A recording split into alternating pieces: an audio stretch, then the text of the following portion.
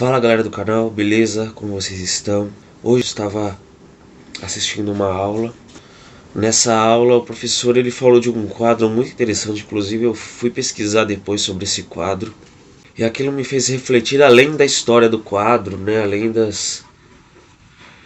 do que aquele quadro desencadeou. Na visão do professor, ele disse que este quadro é fruto de uma interpretação da Bíblia. Inclusive chama a Bíblia de mito ali, né? De que essa história na Bíblia é um mito. E aquilo me fez pensar um pouco sobre o que a interpretação errada das escrituras pode causar. Aí eu pergunto pra vocês, tem interpretado a Bíblia de maneira correta? Aí você fala, não, mas essa é besteira, isso daí de você ficar procurando o contexto que o texto foi escrito, isso é besteira. A palavra de Deus, ela você lê ali e aí o que você sentir na hora e tal, e você alegoriza o texto e o que você sentir que o texto está falando, e às vezes o texto nem tem a intenção, o autor que escreveu esse texto nem tinha a intenção de falar aquilo pelo qual você está usando o texto. O nome desse quadro que o professor apresentou na aula é chamado A Redenção de Cã. Esse quadro apresenta uma mulher negra comemorando porque o filho dela nasceu branco. Esse quadro mostra a felicidade da mulher negra porque o seu filho, o meu, que foi redimido da cor negra. Então esse quadro ele foi realizado com um viés racista e ideias assim se difundiram e muitos europeus utilizaram, inclusive, o texto de Cã, o filho de Noé, que foi amaldiçoado, com o pretexto para escravizar os negros da África.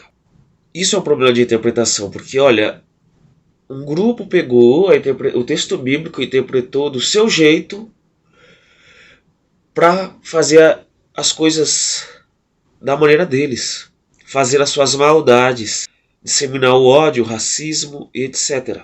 Poxa, Paulo, mas a Bíblia não é o livro, não é a palavra de Deus? Então, mas nem a Bíblia está livre de ser interpretada errada. Não só os textos jornalísticos, o que a gente fala no nosso dia a dia, traz problema. Agora você pensa em que problema traz quando o texto bíblico ele é interpretado errado. Ele leva as pessoas para a mentira. Ele faz as pessoas apoiarem coisas erradas que Deus jamais apoiaria. Creio eu que essas pessoas estavam agindo de má fé. Existem pessoas ruins em todos os lugares. Eu acho que é um erro as pessoas culparem os cristãos, os evangélicos, por conta da escravidão dos negros e tudo mais. Até porque a maioria dos evangélicos repudia essa interpretação errada do texto. A Bíblia em nenhum momento dá margem para dizer que a maldição de Cã foi o fato dele ser um africano, dele ter a pele negra. A Bíblia nunca dá esse tipo de margem para uma interpretação ridícula dessa. O triste é que inclusive pastores modernos aí, contemporâneos, na sua minoria, interpretam o texto desse jeito. Mas a culpa não é da Bíblia. A culpa não é do autor bíblico que escreveu aquilo. A culpa não é do Espírito Santo que inspirou o autor a escrever aquele texto. Não. A culpa foi de quem interpretou errado. É de muito má fé você jogar a culpa nos cristãos de modo geral. Diminuir a Bíblia como se fosse um mito para você dizer que isso foi errado. Não, basta você interpretar a Bíblia de modo correto. Nós não podemos combater um extremo com outro extremo. Eu não posso, assim, por causa de uma interpretação errada das escrituras, eu colocar em xeque toda a escritura. Isso não parece muito justo, não é?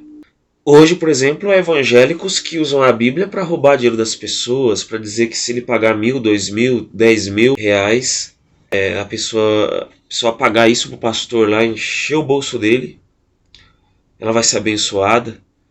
Hoje ainda há pessoas de mau caráter utilizando o texto bíblico para benefício próprio. E todas essas pessoas serão julgadas. Desde Apocalipse 22, nas partes finais ali do verso 18 e 19, é muito claro dizer que se alguém acrescentar alguma coisa, tirar alguma coisa dos livros dessa profecia,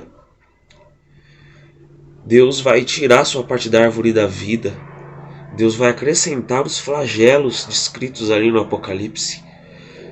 essas coisas não vão ficar impunes. Então o objetivo do inimigo é esse mesmo: fazer as pessoas interpretarem a Bíblia de maneira errada, para que outras pessoas olhem para a Bíblia e falem: esse livro aí é o responsável pelo racismo, esse livro aí é o responsável pelo genocídio, esse livro é o responsável pelo assassinato de pessoas que pensam diferente. Essa é a estratégia de Satanás. Tem gente que usa o livro para apoiar político. A gente viu isso muito na eleição dos dois lados, né? Tanto no polo da direita como no polo da esquerda. Nós vimos pessoas usando textos bíblicos para apoiar o candidato Lula, o candidato Bolsonaro. Coisas horripilantes, gente. Pastor abrindo a Bíblia no púlpito, lendo que Deus escolheu Jair o Gileadita, que é uma história de juízes, que não tem nem aplicação profética futura, para dizer que aquele texto está falando de Bolsonaro. Textos que falam sobre ajuda ao pobre, para dizer que você tem que votar no Lula. Então eu pensei uma coisa, então beleza, eu vou pegar aqueles textos que diz que Ciro é o libertador de Israel e vou falar pra galera votar no Ciro Gomes, é isso então? E as pessoas veem isso como nada, sabe? As pessoas passam desapercebido. Você conversa sobre isso com as pessoas meio que não dão muita importância, mas isso é uma deturpação das escrituras, isso é grave. Isso é muito grave. A própria Bíblia diz como será punido pessoas que distorcem as escrituras. Se usar a Bíblia para defender político, usar a Bíblia para defender racismo, usar a Bíblia para defender assassinato, tortura, etc. Deixa isso pra lá, você é um ignorante, você é um fanático, você é um doutrinado. Você ouve um monte de besteira. Aí você vai ver se a pessoa lê a Bíblia, a pessoa nem lê a Bíblia direito. Nem estuda, nem interpreta o texto como deve interpretar. Porque se pelo menos tivesse o mínimo básico. Porque tem pessoas que eu entendo que estão há anos-luz à frente de minha interpretação bíblica. O pouco que eu sei hoje foram graças aos muitos concílios, aos muitos livros que eu li, inclusive a própria Bíblia, que é o principal dos livros. E a gente vai aprendendo. Você sabendo o básico de interpretação bíblica, você repudia todos esses atos em prol de político, deturpando o texto bíblico. O que mostra isso, quando as pessoas deixam isso de lado e não se manifestam contra isso? Mostra que as pessoas não têm um mínimo senso de interpretação bíblica. Tira o texto do seu contexto mesmo, porque se for contra a minha ideia, aí eu vou apontar que o texto está sendo usado de fora de contexto. Mas se for algo que me favorece, que favorece o meu candidato preferido, não, vamos deixar quieto, deixa passar. E ainda as pessoas falam que quando o anticristo chegar, elas vão estar firmes lá. Se colocarem a arma na cabeça delas, elas não vão negar Jesus. Será que vão chegar até lá? Ou será que não vão ser enganadas antes? Mas voltando ao assunto, o cristianismo ele não é racista. O cristianismo não é bolsonarista. O cristianismo verdadeiro ele não é esquerdista. O cristianismo verdadeiro ele é enraizado em Jesus. E os próprios ensinos de Jesus nunca foram ensinos que induzem ao racismo, ao ódio. Nunca foi. Basta você ler os evangelhos. Então o pessoal aliado mais à esquerda que acusa os evangélicos de modo geral, sendo que uma parte de pessoas que não batem muito bem da cabeça, que não batem muito bem de caráter, usam esses textos para essas coisas. A gente não pode ser injusto. Isaac Malheiros ele fala um pouco sobre essa questão da teologia, né? Hoje existem teologias identitárias. A teologia da libertação, que surgiu dentro da Igreja Católica. Existe a teologia negra, existe a teologia feminista. Existem outros tipos de teologia, acho que a teologia queer também. São teologias que atendem à demanda de um grupo específico. Isso já é um contrassenso porque, nominalmente, da boca para fora, esses grupos defendem união e igualdade. Mas na realidade, na prática, eles defendem um exclusivismo para si mesmos. Então eu quero uma teologia só feminista, porque na Bíblia, teologia, as mulheres é oprimida e não sei o que, e não sei o que lá. Precisamos de uma teologia só para os negros, porque os negros nunca tiveram espaço no cristianismo, nunca assumiram a teologia, não é uma teologia escrita por negros.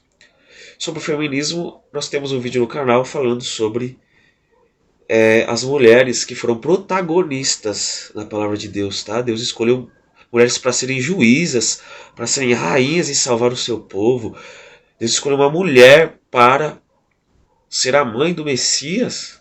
Quanto à teologia negra, que a gente nunca falou sobre isso aqui, tem um texto do Isaac Malheiros, que é muito bom, eu vou tentar deixar o link aí na descrição para vocês, que ele fala um pouco sobre essa alegação dos adeptos da teologia negra. Eu vou só citar algumas coisas desse texto. Se você quer ler o texto na íntegra, esse texto está no Facebook do Isaac Malheiros, e eu vou deixar o link. Para quem tem o Facebook, vai ter que ter a rede social do Facebook para ter acesso a ele, tá? Eu posso até gravar, tentar colocar o print aí no final do vídeo e você pausa e lê. Eu vou ver se eu consigo, não vou prometer. Mas ele explica alguns pontos que eu destaquei no texto dele. Ele fala que o cristianismo ele não é racista.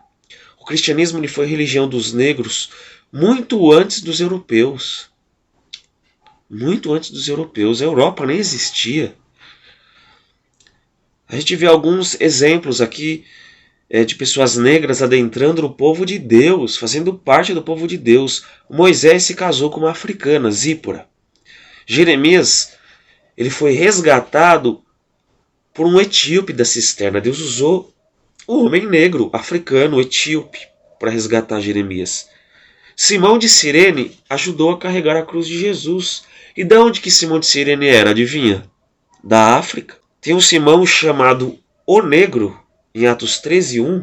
Alguns acreditam que é o mesmo Simão Cirineu. Existe esse debate entre estudiosos. Mas, enfim, você acreditando que seja o mesmo ou não, aqui na Bíblia cita um Simão chamado Negro, que ele era profeta e um dos doutores da igreja de Antioquia. Ele estava na liderança da igreja primitiva. Sem contar que hoje o cristianismo é a religião da maioria da África subsaariana e tem crescido cada vez mais o cristianismo na África. Então vocês alegarem que o cristianismo ele não é uma religião dos negros, é uma mentira. Vocês não estão sendo justos com o cristianismo. Nós precisamos ser honestos. Não só com o que convém pra gente. A gente tem que ser honesto também com quem é contra a gente. Não é porque é algo que a gente não acredita que a gente tem que usar os meios errados para combater isso. A gente tem que combater a mentira com a verdade. A gente não pode usar a mentira para combater a mentira.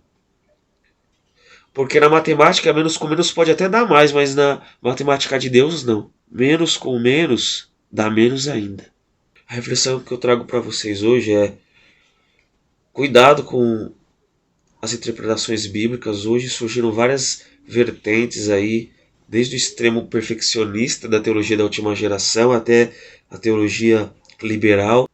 E as pessoas estão fugindo de um extremo e caindo no outro. Isso a gente tem que tomar muito cuidado. Tá bom? Então cuidado com o jeito que você interpreta o texto. Porque isso pode causar um problema que você nem imagina. Um problema para você, para sua família. Você pode atrapalhar as pessoas na sua caminhada espiritual para o céu.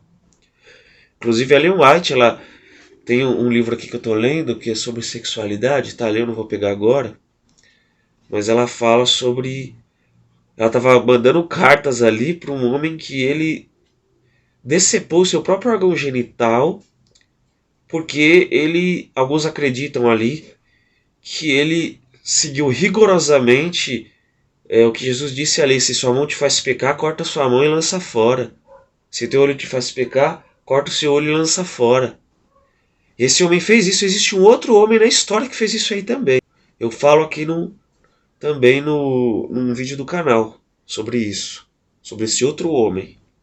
Então olha o que a interpretação bíblica causa. Então a pergunta é: você tem interpretado o texto bíblico de maneira correta? Pensa sobre isso aí. Inscreva-se no canal, compartilhe com os amigos e que nós possamos nos esvaziar de nós mesmos e nos deixar encher pelo Espírito Santo. Não a minha ideologia, não o meu querer, o meu prazer carnal, o meu ódio de combater o que pensa diferente de mim. Mas o Espírito Santo guie a minha maneira de interpretar a Bíblia. Até mais.